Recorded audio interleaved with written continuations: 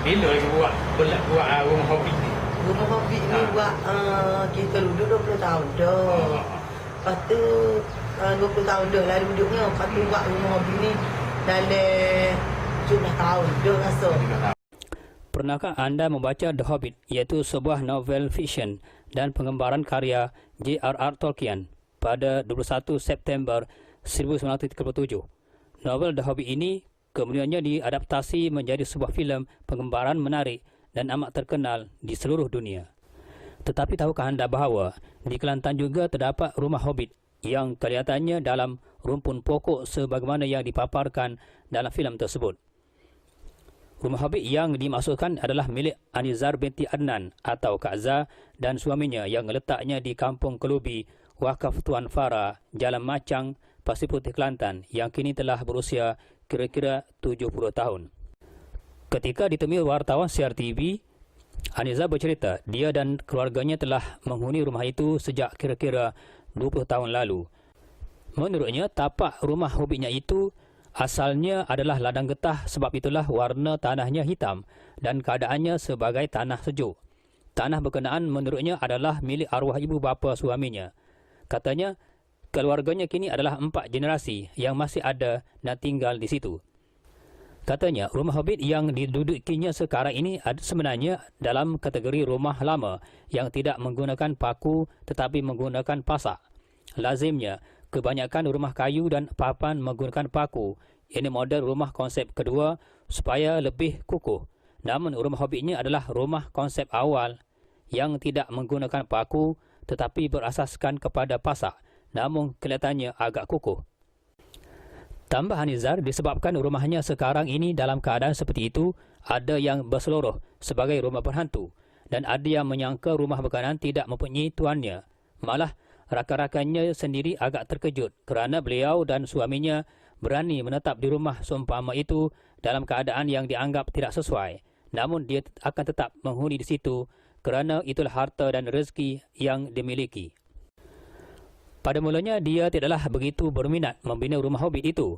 Segala-galanya bermula apabila timbul ilham ketika dia menanam benih pokok itu yang diperolehi dari suaminya, dari seorang jutawan yang membelinya dari negara Afrika lalu menanamnya di sebatang pagar rumahnya. Suaminya membawanya pulang lalu disemainya di rumahnya yang berusia 70 tahun itu yang berkeadaan uzur apabila banyak dinding rumahnya yang telah kopak dan tercabut ketika anak-anaknya bermain dalam rumah berkenaan.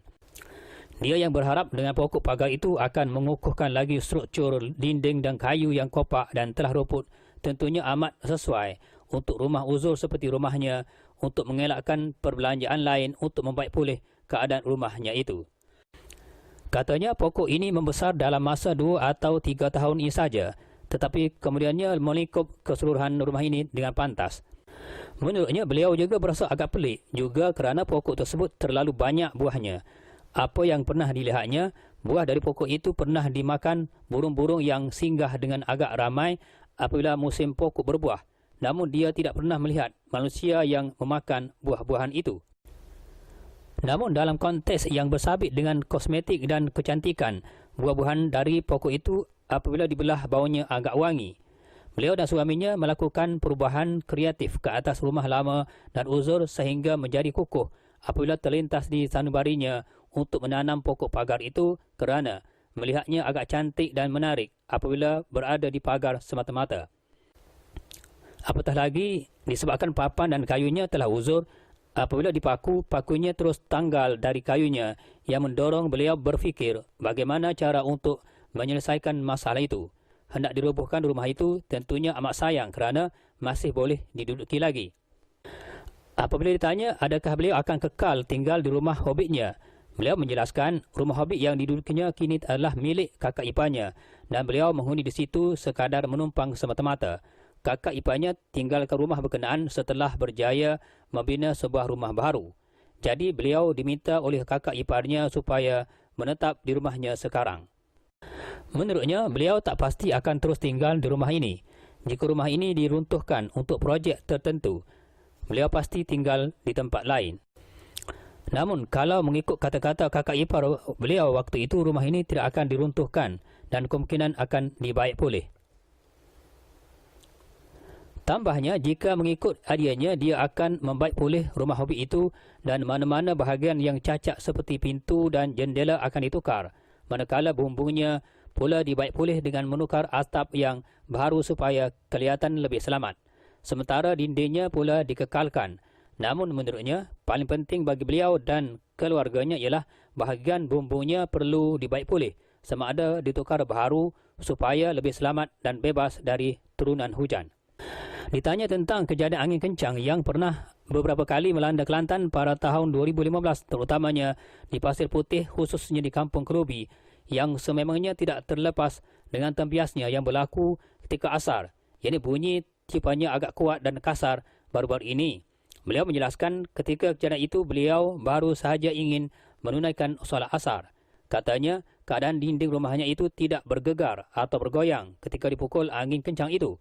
Namun keadaan bata di bumbung rumahnya semuanya bergerak ke serata arah sehingga menyebabkan ruang atas terbuka dan terdedah.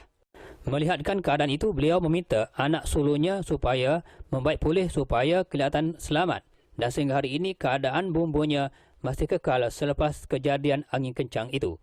Katanya rumahnya tidak bergegar atau bergoyang kerana telah dipegang pokok itu sebagai tunjang yang dapat menyokong dari serata arah ketika kejadian angin kencang melanda ketika itu.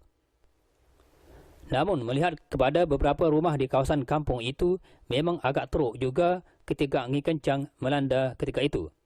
Katanya beliau tidak begitu bimbang dengan keadaan rumah ini ketika angin kencang tempoh hari. Tetapi apabila melihatkan keadaan angin di luar rumah berkeadaan pelik dan luar biasa. Ketika angin kencang melanda kampung ini ketika itu, beliau berpindah ke rumah ibu bersebelahan rumah ini. Dari apa yang beliau perhatikan, keadaan rumah ini agak kukuh dan tidak bergoyang. Sebaliknya, di luar rumah pula menyebabkan pokok dipukul angin kencang itu agak menakutkan. Menariknya menurut Anizar, keadaan hawa dalam rumah hobbitnya itu berkeadaan sejuk walaupun suasana di luar agak panas. Barangkali disebabkan fungsi pokok itu yang menyerap karbon dioksida dan menghembuskan oksigen menyebabkan suasana itu berubah agak menyamankan.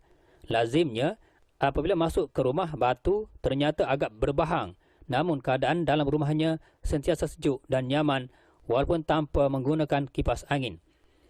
Pernah juga pelawat yang datang ke rumah hobbitnya itu dan memberitahu rumahnya itu berkeadaan sejuk asli.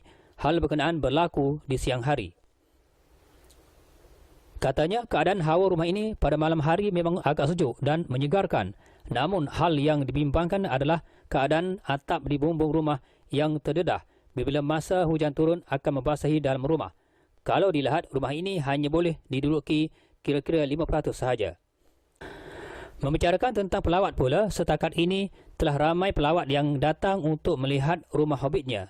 Sehingga kini kira-kira 21 media termasuk CRTV dan Liratif sendiri yang membuat liputan tentang rumah hobbit itu. Sebelum itu, dua pasangan pengantin telah datang ke rumah hobbitnya untuk bergambar kenangan. Selepas itu, pihak media cetak, media elektronik dan media sosial yang datang membuat liputan, diikuti orang ramai dan pengunjung yang lalu lalang yang singgah kerana melihat keadaan sebuah rumah pelik itu. Sementara setakat ini masih belum ada pengunjung dari luar Kelantan yang datang untuk melihat rumah berkenaan secara dekat. Beliau bercerita pernah satu masa seorang makcik secara berseluruh kepada cucunya seraya berkata kalau datang ke rumahnya itu pasti menjerit kerana terganggu, seolah-olah rumah buruknya kini adalah rumah berhantu. Selepas itu, makcik berkenaan datang memaklumkan kepadanya bahawa dia pernah berseluruh dengan mengusik cucunya dengan mendakwa rumah hobbitnya adalah rumah yang berhantu. Katanya kebanyakan rumah-rumah yang ada di sekitar rumah hobbitnya tidak pernah bertandang kerana mereka menyangka rumah hobbitnya kini tiada penghuninya. Malahan rakan-rakannya sendiri juga agak terkejut dan tidak percaya beliau boleh tinggal dalam rumah berkenaan. Bahkan menurutnya, rakan-rakan anaknya juga agak terkejut kerana anak-anaknya tinggal di rumah sedemikian rupa. Malah rakan-rakan anak-anaknya juga takut tinggal di rumah berkenaan. Tetapi apabila rumah hobbitnya sekarang telah tersohor kerana umum telah mengetahuinya, ramai pula yang bertandang ke rumah berkenaan untuk melihatnya dan memuji pula rumah seumpama itu. Apabila diminta tentang saranannya berhubung dengan rumah hobbitnya itu, katanya, jika ada pihak lain yang turut berminat untuk membangunkan rumah hobbit sepertinya, beliau menyarankan supaya tidak membuatnya dari kayu kerana dianggap tidak selamat. Sebaliknya, buatlah dari simen dan batu. Walau bagaimanapun menurutnya, rumah berkenaan tidak dicat kecuali di bahagian dalam rumah tetapi tidak di dinding luar rumah. Ini kerana menurutnya, jika di sebelah luar rumah dicat, pokok berkenaan tidak akan dapat mencengkam dinding rumah kerana diganggu cat itu dan kemungkinan cat itu juga boleh membunuh tumbuh saran pokok terbabit.